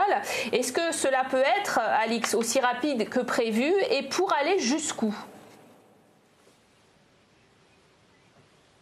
En effet, comme vous l'avez dit, Michel Barnier, le négociateur européen, va présenter dès lundi son projet de négociation pour cette relation future. Mais vous le savez, cette négociation, elle va être très complexe, très compliquée, et notamment due à ce calendrier qui est extrêmement serré. Alors la première phase de négociation, elle va se passer du mois de mars jusqu'au mois de juin, car je vous rappelle que le 1er juillet, c'est la date butoir avant laquelle le Royaume-Uni doit dire s'il souhaite étendre la période de transition. Mais ça, on le sait, Boris Johnson, le Premier ministre britannique, a déjà exclu de le faire. Dans ce cas, la négociation devra se terminer avant le mois d'octobre, car il faudra laisser un temps de ratification, que ce soit du côté européen ou du côté britannique. Alors la Commission européenne a déjà averti que dans ce cas, il faudrait établir des priorités. Alors en ce qui concerne la méthode, 2 grandes négociations vont être menées en parallèle. D'abord le partenariat économique et ensuite les enjeux de sécurité. Vous le savez, plus globalement, l'enjeu pour les Européens, c'est d'empêcher au maximum le Royaume-Uni de s'engager dans une logique de dumping social et fiscal. Et pour ça, les Européens ont un argument de poids, c'est leur très grand marché intérieur. Voilà, alors Alex Story, les Européens qui ont été très unis quand il s'est agi de négocier ce Brexit, qui dit qu'ils le seront dans la phase suivante. Boris Johnson qui veut utiliser tous les leviers pour finalement négocier un accord commercial à son avantage, y compris un petit peu de chantage du côté d'accords commerciaux différents, un petit peu de chantage au dumping fiscal. Est-ce qu'il a véritablement en main tous les atouts pour mener les négociations rapidement et dans le sens qu'il veut? La position en ce moment, c'est assez simple. La Grande-Bretagne a un gouvernement qui est très stable. Il y a eu, comme vous l'avez dit dans vos reportages, il y a une grosse majorité pour Boris Johnson. Ce qui n'est pas évident, c'est les pays européens. Parce que vous parlez de l'Europe, souvent j'entends vos reporters parler de l'Europe, mais en fait l'Europe, c'est pas la même chose que l'Union européenne. C'était un des thèmes du débat. L'Autriche, l'Allemagne, la France, la Grèce, l'Italie ont tous des intérêts différents. Et ils ne vont pas pouvoir, à mon avis... mais ils n'ont pas été divisés. On n'a pas réussi à les diviser, pourtant. Non, ils sont divisés de certaines façons, parce que les Allemands, la chose que les Allemands ne veulent pas, mais les Allemands souffrent de leur passé. Les Allemands ne veulent pas ils veulent pas être durs sur l'Allemagne. Je les connais parce que je travaille, mon business c'est dans l'Allemagne, c'est en Autriche, j'habite en Autriche moi-même. Vous habitez en Autriche, mais vous voulez que votre pays quitte finalement l'Union européenne. C'est assez paradoxal, ça doit être un peu schizophrène comme position. J'ai fait des promesses à ma femme, j'en parlerai un autre jour. Je ne sais pas si c'est si une émission télévisée c'est la bonne façon de vous le dire, mais c'est quelque chose d'autre. Mais j'habite en Autriche, je fais mon business est en Allemagne. Et les Allemands, en fait, sont très pro-britanniques. Les Français, eux, ont décidé, parce qu'ils ont ça dans leur DNA, dans leur NDA, ils veulent une économie qui est centralisée. Et les Britanniques ont, dans leur faveur, le simple fait que nous, on achète les produits européens et qu'en fait, si on veut, on peut mettre des barrières sur les produits allemands, ce qu'on ne veut pas faire. Mais les Allemands, surtout l'industrie automobile allemande est dans une situation terrible en ce moment, parce qu'elle a des compétitions des États-Unis, de Tesla, Alors justement, sur ces États-Unis et leur rôle dans ce feuilleton du Brexit. Oui, ça c'est une question qui doit vous intéresser chez Laëlle Laure. Hein. Oui. Vous, les négociations, l'ouverture. Alors on a vu que Boris Johnson, il a l'intention de mener des négociations un peu concurrentes, d'une part avec l'Europe, d'autre part avec les États-Unis, d'autre part avec tous les pays, puisque le Royaume-Uni doit renouveler tous les accords. Est-ce que vous pensez que c'est vraiment réaliste? Est-ce qu'il a les équipes de négociateurs ou est-ce que c'est un bluff? Non.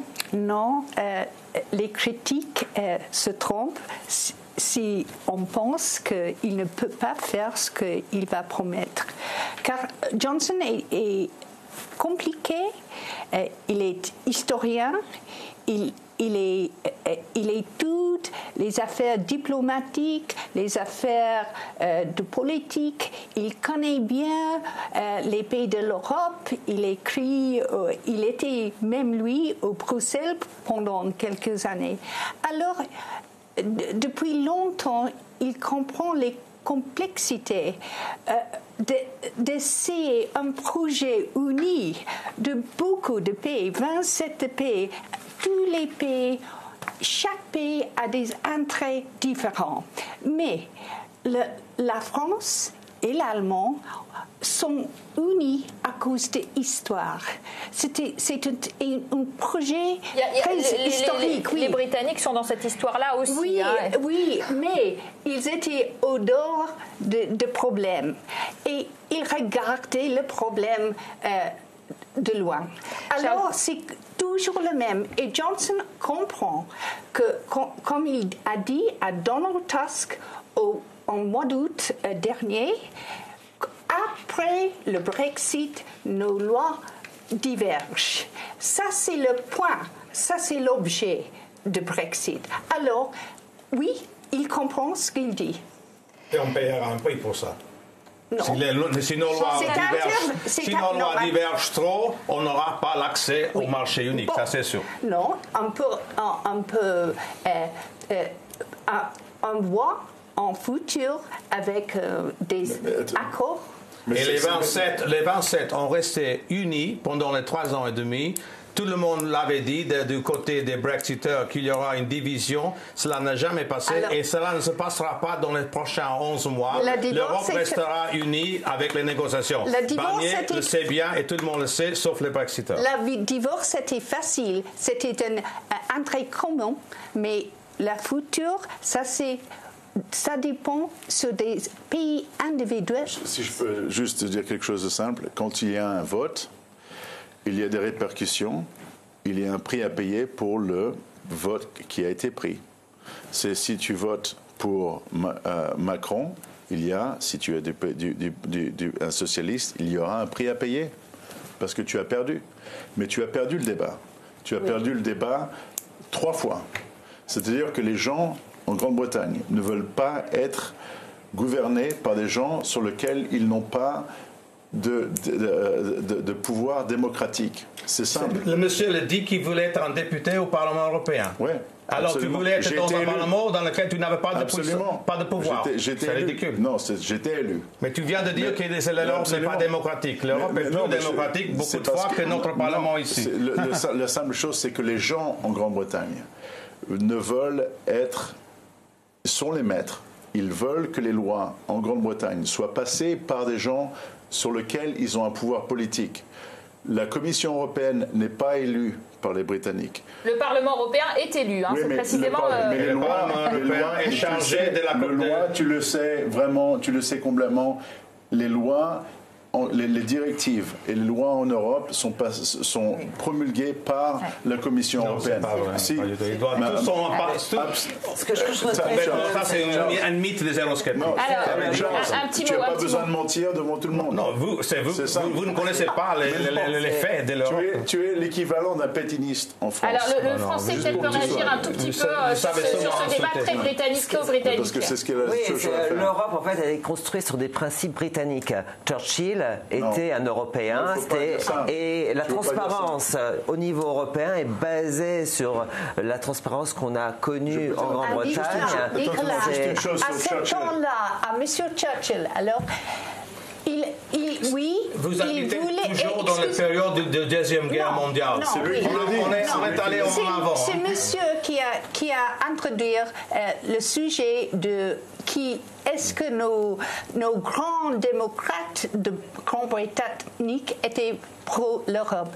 C'est vrai qu'il y avait des politiciens comme Churchill et les autres qui voulaient la vie commerciale avec l'EE. Qui avez-vous les grandes guerres entre la France et l'Allemand? Alors ça sera on est reparti trop en arrière là. On était en train d'aller en avant, au contraire, vers la phase 2 des négociations commerciales. Et d'ailleurs, nous rejoignons tout de suite en duplex des rues de Londres Clovis Casali. Clovis Casali, l'ambiance est toujours à la fête. Il est maintenant 23h45.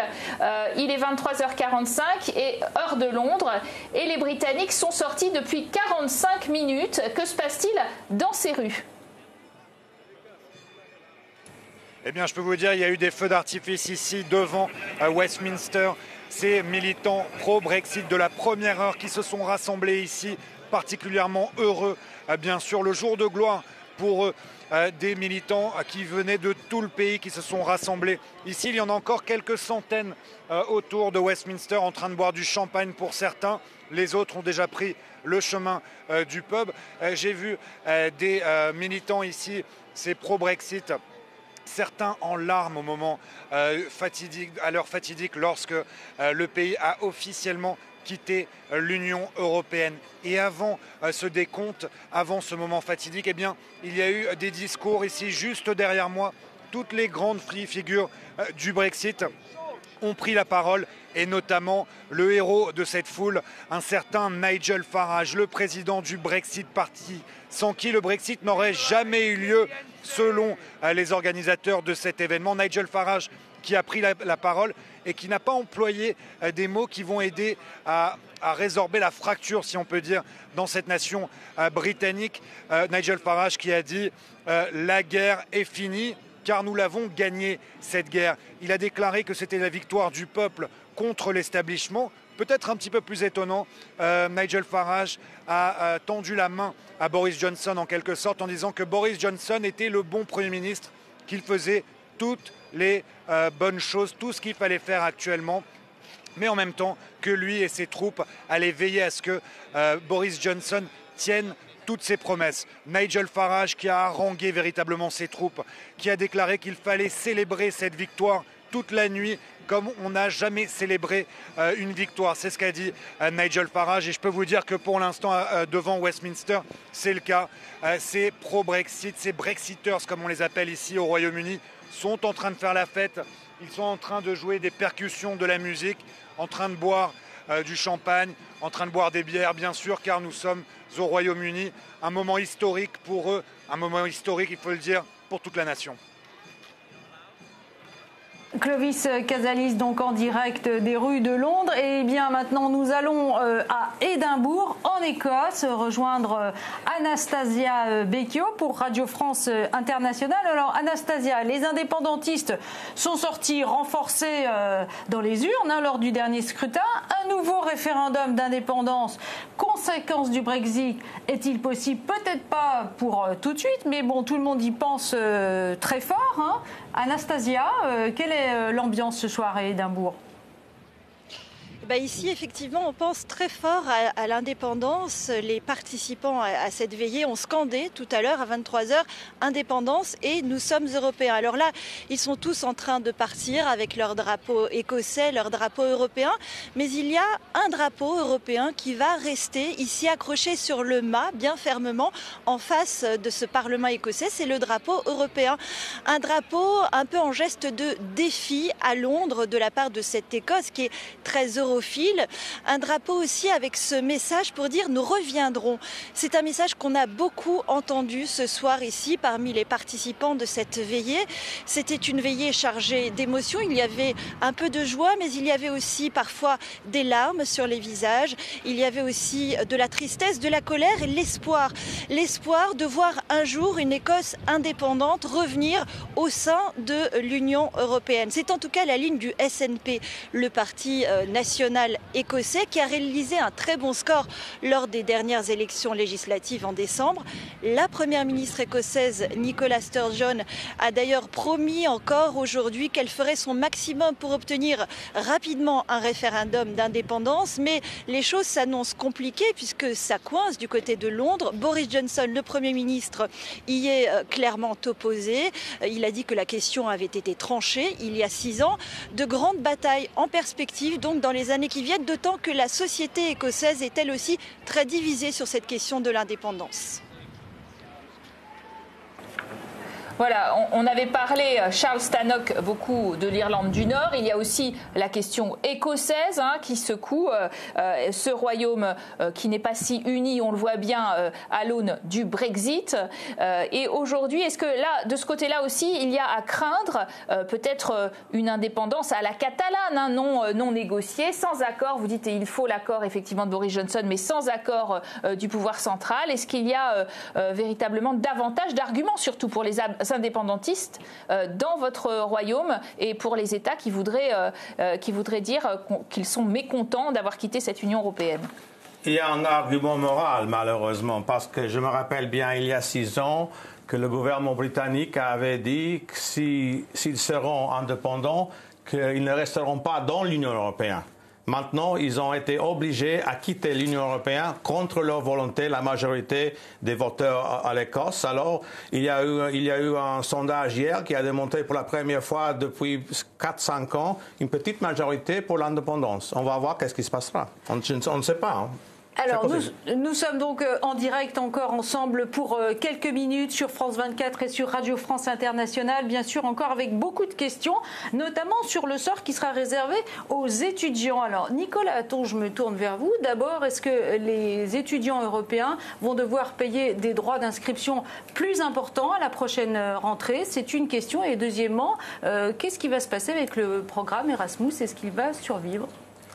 Si les étudiants européens sont considérés comme des étudiants étrangers, ils vont payer le prix des étudiants étrangers. Effectivement, c'est plus le prix fort. Erasmus, les députés conservateurs il y a 2 semaines ont voté contre le plan Erasmus. C'est pas encore réglé. À mon avis, il faut se battre pour ça. C'est le futur des jeunes. Ce serait quand même lamentable que les jeunes britanniques et les jeunes européens puissent pas faire des échanges. Je pense que ça n'a rien à voir avec le Brexit d'ailleurs. Et il ne faut pas en faire une bataille politique. Et j'espère que les Britanniques seraient d'accord. Erasmus, on garde.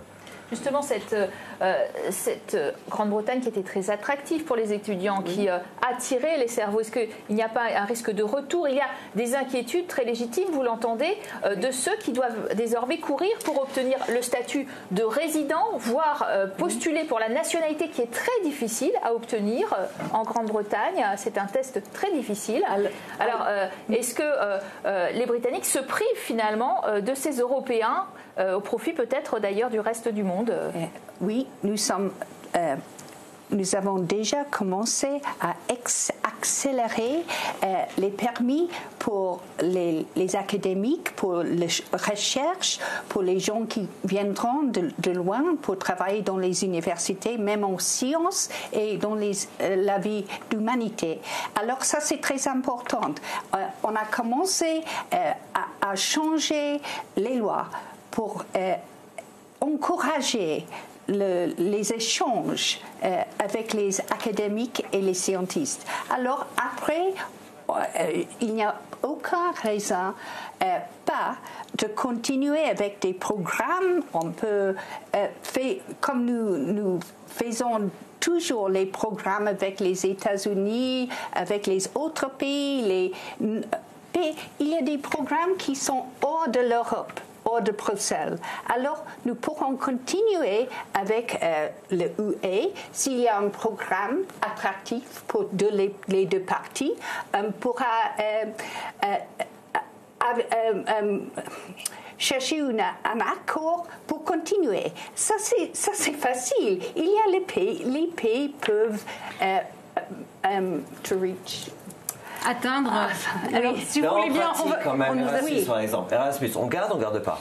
Oui, ça c'est à discuter. Tout c'est nouveau maintenant. Pour l'instant, nous sommes libres à décider. Vous voulez l'Erasmus, si les gens, moi je suis très supportif de l'échange avec les meilleurs scientistes et l'humanité pour tous les académiques. C'est une très bonne chose pour nos universités. Alors j'espère que ça continuera. Alex Story, votre avis sur Erasmus? Après tout, c'est l'avenir. Mon expérience est la suivante, c'est que depuis qu'on a introduit les fees, je ne sais pas comment les droits de scolarité. Les frais de scolarité. Moi, j'étais à Cambridge University, à l'université de Cambridge. Ce qui s'est passé, c'est que l'université de Cambridge elle-même s'est tournée au profit d'une façon que j'aurais jamais vue. C'est que c'est beaucoup plus attractif d'avoir des étudiants chinois, japonais, pakistanais, indiens parce qu'ils payent 25 000 pounds par an, alors que les étudiants britanniques ne payent que 9 000. Donc il y a pour essayer d'aider pour essayer de faire en sorte que les étudiants britanniques ne payent pas trop, on a fait en fait une sorte d'escalade où les universités britanniques veulent des étudiants qui viennent en dehors de l'Union européenne pour faire plus de profit.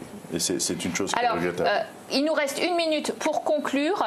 Je demande à ces deux messieurs qui ont moins parlé, peut-être un petit mot sur qu'est-ce qu'il faut attendre de cette année de négociation phase 2 qui s'ouvre. En quelques mots, comment vous le voyez si vous deviez la qualifier cette année?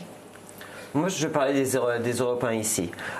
Pour l'instant, on ne nous donne pas une preuve de notre statut et ça pose un gros problème. On a fait un sondage, 90% des Européens le veulent. On veut une preuve physique, on veut une carte pour ne pas être discriminé. Qu'est-ce que fait le gouvernement? Pour l'instant, c'est la porte fermée. Donc, moi, j'appelle Boris Johnson, ouvrez la porte, qu'on parle et... On ne veut pas venir à la mauvaise conscience du Brexit, mais on la saura si ça se passe mal. Pour l'instant, oui. Charles Tannock. À mon avis, dans les prochains mois, très peu va changer parce qu'il y a la période de transition. Mais vers septembre, octobre, il y aura de nouveau une crise au gouvernement parce qu'ils devront prendre des décisions très difficiles au sujet du traité de libre-échange économique parce qu'ils doivent choisir entre le modèle d'être aligné avec les États-Unis, avec la dérégulation que Mme Lawler veut, ont resté assez alignés avec le marché unique. Et c'est une grande décision et je ne sais pas où ça va finir. Il y a toujours le risque de sortir décembre 31 sans accord. Et ça, c'est très dangereux pour notre économie. Merci à tous nos invités. On n'a plus le temps pour une petite chose. Et au revoir à tous. Au revoir à tous. Merci. Ce débat a été très vivant sur nos antennes France 24 RFI avec la présence des téléspectateurs de France Info. On vous remercie d'avoir été en notre compagnie. On remercie bien sûr tous nos envoyés spéciaux qui étaient aux endroits historiques de cette soirée. Et bien sûr, l'histoire du Brexit continue à s'écrire sur nos deux antennes RFI France 24.